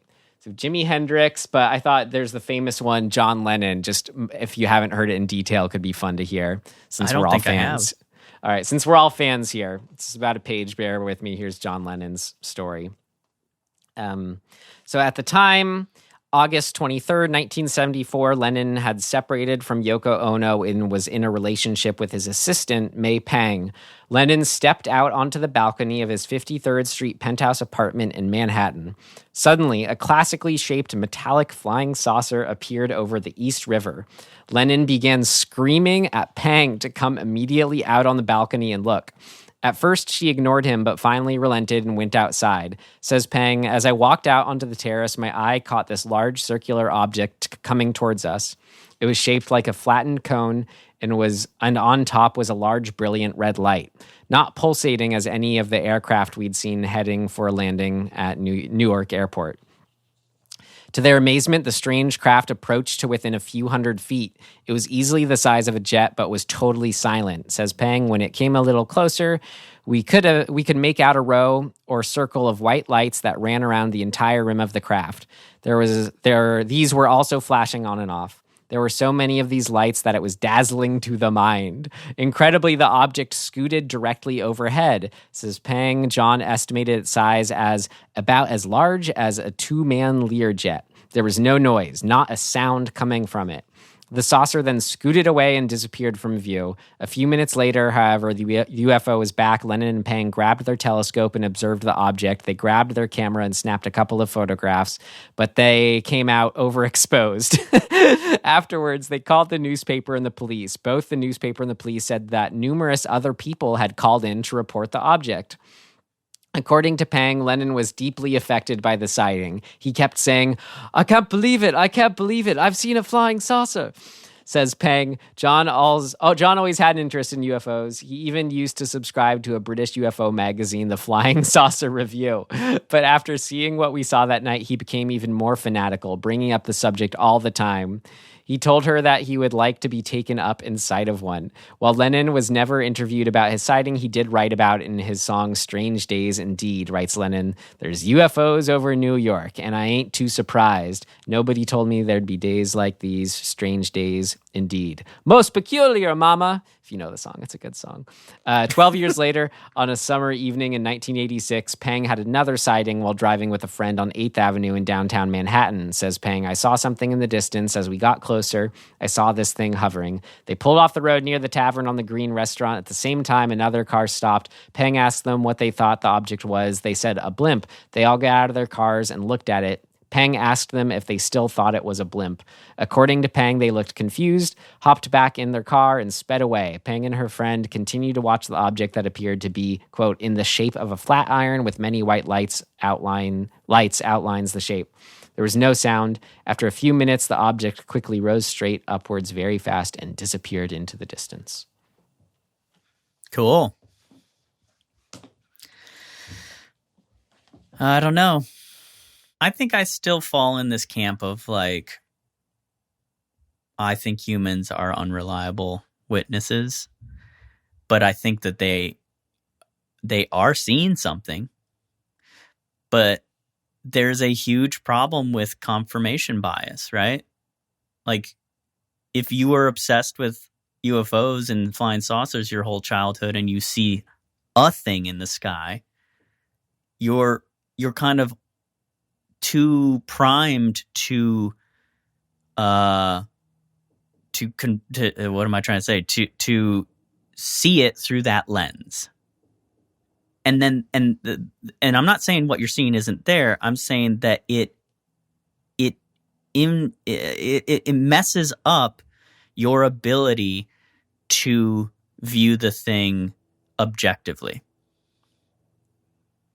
So, and I'm not criticizing anything. I'm just saying that is a reality that makes it difficult to know what is actually going on in any given circumstance. That's Granted, why I like when you have corroboration, that's important. So multiple people seeing it, multiple people seeing the same thing, multiple people unconnected to each other having the same description of the thing, like that's important stuff. Then you can start to get down to like, okay, well, what the hell? Right. It's just, for me, that line of like, if it's lights in the sky, that's like confirmation bias comes in. But when it's like, there is a silent thing that looks like a classical UFO, like that's like there. It's not like, it's not anything else, you know? Those are the cases that are so interesting. Well, just to play devil's advocate, you know, you see a shark fin in the water in Jaws. That's there. Everybody's seen it until they pulled a kid wearing a shark fin out of the water. But those are different. How? One, imagine if sharks didn't. Imagine if you were underwater seeing the shark. Like no, UFO doesn't have a fin that exposes part of itself. You're missing the point. The perception of what you're seeing is skewed by the observer's brain and what they are primed to think they're seeing based on the environment. Right. I'm just saying I understand the concept of that. Why couldn't it be that this thing that everybody saw was some sort of balloon, you know, that was constructed to look like that by somebody as a prank? Like, I think that that's just as likely, if not more likely, having that we live on planet Earth, than an actual alien craft. I just think it's more compelling when it's like any case where it's the less you're able to doubt like what it is, as far as like the less obscure something is, the more senses that are receiving it, the more, you know, those are what's fun. They're more compelling. I agree it's fun. I'm just positing sort of another way of looking at it that keeps me from buying in. See, for me, it's like it's no matter buying it like that. It's something, of course, confirmation bias. It could just be it's like, well, duh. Like, so I don't know. That's too dismissive. You can't just say, well, duh. I could say, well, that you're buying into this shit and that's dumb and obviously there's a rational explanation, but I'm not going to do that because that's a shitty way of looking at it. You can't tell somebody else that their way of looking at it is, you can't dismiss it wholesale. I think that's flawed. And I think so it's you just, get into feels, this, it's very gray. Yeah. It just feels like there's assumption being made about me that I reject, where it's like to be told, yeah, but it's more likely, it's just as likely, if not more, that it's this. And I'm like, yeah, I don't know that just because I have a certain enthusiasm or openness that all of a sudden it means like, I don't know that I'm not. That you're taking that on as a personal attack. I'm just positing the many factors that go into confirming eyewitness accounts. That right. it's not. You need a lot of information, and humans are woefully unreliable. Right. I agree. I just think we live in a world where I don't know, maybe it's not, maybe because we also live in a world where, you know, it's dangerous people being susceptible to certain things that aren't true and whatever. But I think more than not are the sort of ongoing, you know, group psychological issues with the world are more about a non-openness versus an openness kind of thing. And just as to just be able to like shift our consciousness more to like, well, of course it can be explained away with, you know, it's something else, confirmation bias or whatever. I don't know. It's just, I just don't relate to that attitude. I'm sorry. You're allowed to not. I just don't see how it's helpful when it's something that isn't harmful, you know? Well, I think that's a totally different question. Like how you measure what is and isn't harmful in this realm. Because I think you could make the argument that some of this stuff is incredibly harmful to certain people. Yeah. You mean like someone who becomes obsessive or? Sure. I mean, like in a really extreme way of putting it, like, let's say that somebody is a drug addict, you know, you run the risk of sort of being like, here's some more cocaine. But, you know, that's a super, super simplistic way of looking at it. But right. Susceptible brain, you know, you can take it, a susceptible brain can be taken advantage of and harmed very easily. It's like why cults exist. You know what I mean? So like, I think it's touchy. You got to be careful. Mm-hmm.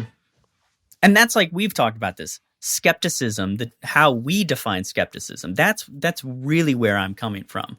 True skepticism, meaning right down the middle, not being on the side of either and trying to be as neutrally, you know, data based, I guess, as possible, and considering circumstance and all sorts of other things. So that's where I'm trying to come from. It's not an attack. Right. And I'm always pushing back on the way that people do use the word skeptic, that I feel like is the general where the world is at. So maybe that's often, another way. Yeah, they make it this binary thing rather than an open thing. That's the exact energy that I'm talking about. I think there's too much of, and I want to push back on. And I think a part of that is just trying to make people like, to disassociate that it's so binary is just like, it's okay. Being open, it's fun, it's cool. It's not like it's you aren't automatically being assigned crazy. Like that's and that's what I think people are so sensitive to, that I want to encourage the opposite of. Cool. Well, what's next? I mean, I don't have anything else for communion. Me neither. Do you have a recommendation? Always. I've been watching all sorts of great stuff. But not that it's anything rare you may not have seen before, but just because I watched it for the first time in forever, and it was just like one of those like new 5-star movie for me, you know, watching it this time around experiences was watching David Lynch's second feature film, The Elephant Man. Like, oh, yeah. You know, I like love stories about kind of outsiders of society, just kind of, and all the conflict and tension around there. It just, I can't think of like a movie that made me more emotional almost like ever. Like just what the story is. It just hit me so hard. And it's just quote unquote Lynchian enough to get his, I don't know, where his direction really works for it. But then the two centerpiece performances of John Hurt and Anthony Hopkins, they're just so good. Just the story is just really hit me. So just, it's been a while, or if you haven't seen it, please check out The Elephant Man. Don't overlook it. I've seen it a long time ago. I feel like I should recommend Dead a alien abduction movie. But That's now the thing, there's not a lot out there. There aren't. I'm trying to think what a really good one is. Which is why I want to make one. Because it's like all of them have had good, it's like there's an aspect always of each that is good, you know? So just do all the aspects that are good. Man, it's a tough one. I feel like Life Force is supposed to be good, but I don't think I've ever That's seen not it. one of those. That's not like in this vein, though. It's great, but it's like a B movie. Like it's Toby Hooper. It's like an alien woman predator comes down and like seduces men. Yeah. It's like a monster movie. It's not like an alien abduction movie. Sure. Man, I don't know. I personally, I watched this movie. It's not great, but I enjoyed it. There's a couple of them because it's based on the Phoenix Light. The Phoenix Lights. You know about the Phoenix Lights? Oh, yeah. It's this big incident, right? So there's a couple movies, and I don't remember which is which. There's one called The Phoenix Incident, and I'm going to hope that that's the right one. The one that I thought was the better of the two that I've seen. I think I've seen two. So I'm going to recommend Dead that on a it's a bit of a I'm swinging. But because I can't remember if that's the right one. Because one's called like the Phoenix Lights. One's called the Phoenix Incident. Let's go with the Phoenix Incident. Hope for the best. At least you'll have a good time. Even if it's bad. Cool. Great. Well, let's figure out what we're watching next week. Oh, yeah. It's your turn.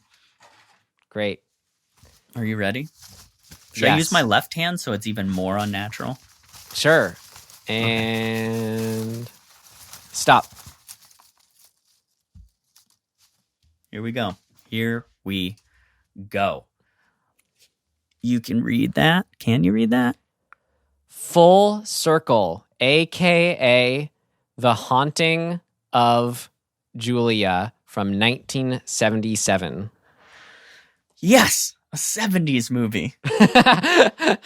Like, Tim's going, yes, I've always wanted to see Full Circle, a.k.a. The Haunting of Julia. Boy, have I. I've never heard of this. With Keir Dullea, however you say his name, from 2001, and Mia Farrow. Ooh. Supernatural I just went to horror film. fullcircle.com. It's not about the movie. You go to fullcircle.com. That's what came up. Ooh. I like the poster. Cool. Me too. That's cool. Great. Well, hey everyone. Thanks for being here. This is something that's a topic that's endlessly fascinating, and we're so glad to watch a movie finally that related to it all, with Christopher Walken along the way, of course. Oh, bless you. Sorry, my cat just sneezed. Startled me. So whether you're alone with a cat sneezing, whether you are open, not open to all this, we thank you for being here. That's right. We will see you next time. Goodbye. Goodbye.